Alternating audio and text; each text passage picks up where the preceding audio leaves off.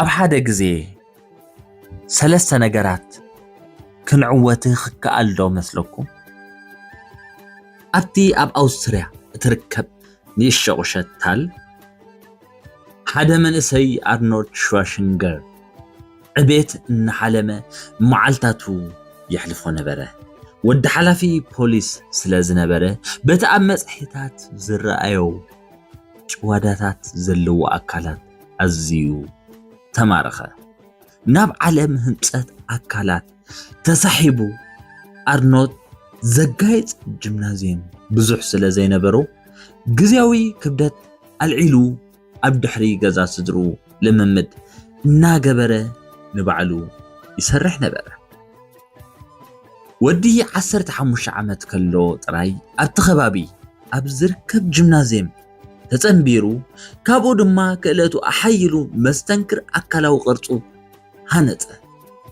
እቲ ዘይሕለል ናይ ስራሕ ስነ ምግባሩ ኣኻልቦ ናይቶም ንኽወዳደር ዘተባብዕዎ መምሃራን ስሒቡ ኣርኖልድ ኣብ ነፍሲ ወከፍ ውድድር ጽዑቓት ተቓናቐንቲ ይገጥምዎ እኮ እንተነበሩ ቁራጽነቱ ግን ዝያዳ ክለማመድ ደፍኦ። ኣብ 1968 ወዲ 20 ዓመት ጥራይ ከሎ ንፈለማ እዋን ዋንጫ ሚስተር ኦሎምፒያ ብምዕታር ንዓለም ዘሰንብድ ዓወት ንምእማኑ ዘጸግም ጉዕዞ ምዃኑ ተገሊጹ እዩ። ዓወቱ ብዛዕባ ጭዋዳታት ጥራይ ኣይነበረን። ምልክት ሕልሚ ሓደ ካብ ትሑት ቁሸት ዝመፀ ወዲ ንላዕሊ ዕላማ ክገብር ዝደፈረ እዩ።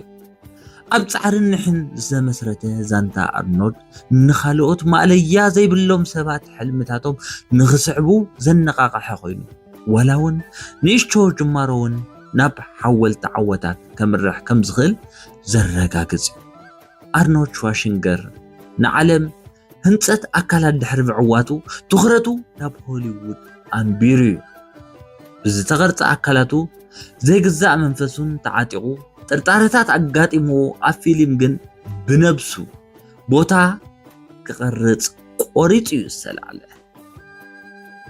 ስርሒቱ ብኮናን እቲ ባህርያዊ ዝመጸ ኮይኑ ኣዛዚ ህላውነቱን ፍሉይ ላጁ ነቲ ተዋጋኢ ህያው ብምግባር ንተዓዘብቲ ማሪኹን ከም ዝዓቢ ዘሎ ኮኸብ መስሪቱን እዩ። ንደረጅኡ ዘደልደለ ግን ዘተርሚኔተር ትብል ፊልም እያ ነይራ።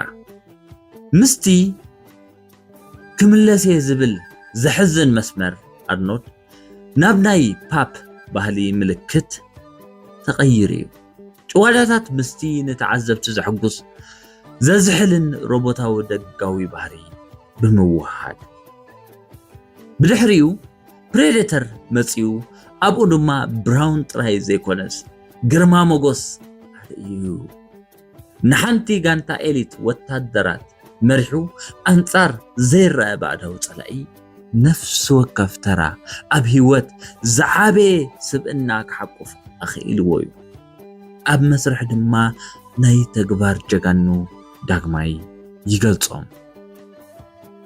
ኣርኖልድ ኣብ መድረኽ ህንጸት ኣካላት ናብ ብሩር ስክሪን ኣብ ዝሰጋገረሉ ዝነበረ እዋን ሕልሚ ደረት ከም ዘይብሉ ኣመስኪሩ እዩ። ምስ ነፍሲ ወከፍ ምልከት ተራ ድማ ምልከት ጽንዓትን ዓወትን ኮይኑ እዩ። ንወለዶታት ንፍቕሮም ክስዕቡ ኣነቓቂሑ እዩ። ኣርኖልድ ሸዋርዝነገር ኣብ ምልክት ሆሊውድ ናብ ኣመሓዳሪ ካሊፎርንያን ዝገበሮ ምስግጋር ዘይተጸበየ እኳ እንተነበረ ጽልኡ እዩ ነይሩ።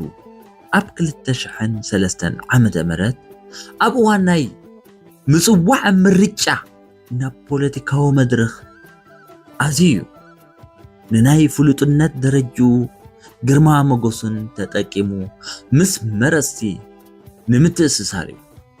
ከም ሪፐብሊካን ኮይኑ ዝወዳደር ኣርኖልድ ኣብ መድረኽ ጽገና ጎስጓስን ኣካይድ እዩ። ንቁጠባዊ ብድሆታት ናይቲ ግዝኣት ክምክትን ምሕደራ ከመሓይሽን ቃልያት እዩ። ከም ኣመሓዳሪ መጠን ዓብይ ሕፅረት ባጀትን ኣዝዩ ዓሚቕ ዋልታ ዘለዎ ሓጋጊ ኣካልን ሓዊሱ ርኡይ መሰናኽላት ኣጋጢሞሞ እዮም። ኣርኖልድ ንኽልተ ውድባት ፍታሕ እናተጣበቐ ምፍልላይ ንምድልዳል ደለየ። ንሱ ንኣከባብያዊ ተበግሶታት ዝድግፍ ኮይኑ ብፍላይ ድማ ንልቀት ጋዝ ምድረ በዳ ንምንካይ ተሓዳሲ ፀዓት ንምድንፋዕን ፍሉይ ዝኾነ ሕጊ ብምሕላፍን ካሊፎርንያ ኣብ ፖሊሲ ክሊማ መራሒት ኮይና ኣቐሚጥዋ እዩ።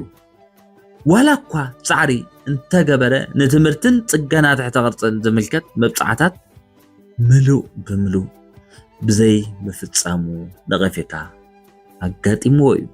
ነቲ ዝተሓላለኸ ምሕደራ ኣዝዩ ዘስካሕክሕ ኮይኑ ተረኺቡ እውን እዩ። ተፈታውነቱ ድማ ኣብ መንጎ ቀጻሊ ብድሆታት ይንቀሳቐስ ነበረ። ኣብ መወዳእታ ዕድመ ስልጣን ኣርኖልድ ፍሉጣት ሰባት ናብ ፖለቲካ ዓወት ንምትርጓም ዘጋጥሞም ፀገማት ኣጉሊሑ እዩ። ይኹን እምበር ኣብ ከም ለውጢ ክሊማን ክልተ ኣታዊ ምትእስሳርን ዝኣመሰሉ ጉዳያት ዘለዎም ተወፋይነት ነባሪ ውርሻ ገዲፉ ዋላ እቶም ኣዝዮም ዘይልሙዳውያን መንገድታት ኣብ ህዝባዊ ኣገልግሎት ርኡይ ለውጢ ከምፅእ ከም ዝኽእሉ ዘርኢ እዩ። ኪኖ ስክሪን ግን ህይወት ኣርኖልድ ሸዋርዜነገር ካብተን ብሉፃት ፊልምታቱን ፖለቲካዊ ሞዩኡን ኣዝዩ ዝሓለፈ እዩ። እቲ ዘገብሮ ምግባር ሰናይ ፃዕርታትን እዩ። ንኽመልስ ዓሚቕ ተወፋይነት ከም ዘለዎ ዘንፀባርቕን እዩ።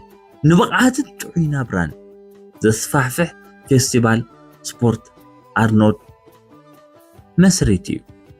ድሕሪ ትምህርቲ ንዝካየድ መደባት ድማ ኣገዳስነት ምዕባለን መንእሰያት ብምጉላሕ ጽኑዕ ተጣባቓይ ኮይኑ ጸኒሑ እዩ።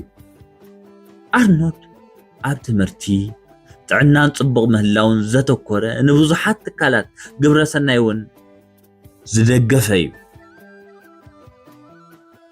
ኣብ 1986 ምስ ማርያ ሽሪቨር ዝገበሮ ሓዳር ኣብ ህይወቱ ትርጉም ዘለዎ ምዕራፍ እዩ ነይሩ። ብሓባር ድማ 4 ቆልዑት ዓብዮም ክብርታትን ፃዕርን ኣገልግሎቶም ማሕበረሰብ ኣስሪፆም እዮም። ኣርኖልድን ማርያምን ኣብ 2011 እኳ እንተተፈላለዩ ልዕሊ ኩሉ ንስድራ ቤት ዘጉልሕ ኣኽብሮታዊ ናይ ሓባር ወለዲ ዝምድናን ሓቂቦም እዮም። እቲ ኣፈ ታሪኽ ይነብር ኣሎ። ኣብ ትኹረት ድሕሪ ምምላስ እውን ጽልዋ ሸዋርዜነገር ኣብ ህዝባዊ ባህልን ዓሚቕ እዩ። ብመጽሓፍትን መደባት ስፖርታውን ምንቅስቓሳት ፍራንቻይዝን ጂምናዝየም ዝሓዘ ናይ ብቕዓት ኢምፓየር ሃኒፁ እዩ። ማዕለያ ዘይብሎም ውልቀ ሰባት ጥዑይ ኣነባብራ ንኽኽተሉ ኣነቓቒሑ እዩ። ግርማ ሞገሱን ዓወቱን ንሃንቀውቱ ዘለዎ ሃነፅ ኣካላትን ተዋሳእትን መምሃራንን ገይርዎ እዩ። መብዛሕትኡ ግዜ ብዛዕባ ጽንዓትን ተወፋይነትን ጥበብ ሸዋርዜነገር የካፍል። ካብ ደረኺታዊ መደረታት ክሳብ ህዝባዊ ምርኢታት ሕድሪ ኣርኖልድ ንሓደስቲ ወለዶታት ምልዕዓል ይቕጽል ኣሎ። ብገበርቲ ሰናይ ስርሑ ይኹን ብናይ ብቕዓት ተበግሶታት ወይ ኣብ ፊልምታት መራኸቢታት ብዙሓትን ብዘለዎ ነባር ህላወ ዕቤትን ብፃዕሪ ርእይዎ ክብፃሕ ከም ዝኽእል ዝገልጽ ሓሳብን ዘንፀባረቐ እዩ። ታሪኹ ብዛዕባ ጨዋዳታት ወይ ፊልምታት ጥራይ ኣይኮነን፣ ብዛዕባ ጽንዓትን ምምላስ ህይወትን ምሉእ ብምሉእ ምንባርን እዩ። ኣርኖልድ እዞም 3 ነገራት ከመስክር ዝኽኣለ ሰብኣይ ሰብኡት እዩ። ኣብ ሓደ ታሪኽ ናይ ኣርኖልድ 3 ነገራት ክንዕወት ክከኣል ዶ መስለኩም? ብርግጽ ክከኣል እዩ። ምክንያቱ ኣርኖልድ ከማና ሰብ እዩ፣ ንሕና እውን ከምኡ ሰባት ኢና። تمرتاوي حزل تحسو تفتو ندحر كونكم إذا مدبات دس ندحري لكم سابسكرايب كبرو مساخة أنا يدول ملكة تطويكم بملو مدبات ناباهم كبتصحيو سطر هاي زي كونه لايك ندحر جيركمو يوتيوب بعلو نبوزح حسابات كل أخويو بوزح حسابات ونكم مهارلون كتقومون يوم شير تجيركمو نابعرك محازة الصون تتقم تخون يوم سلازي إذا قعزو ناي أرنود نعنا زميلك السلاز غنه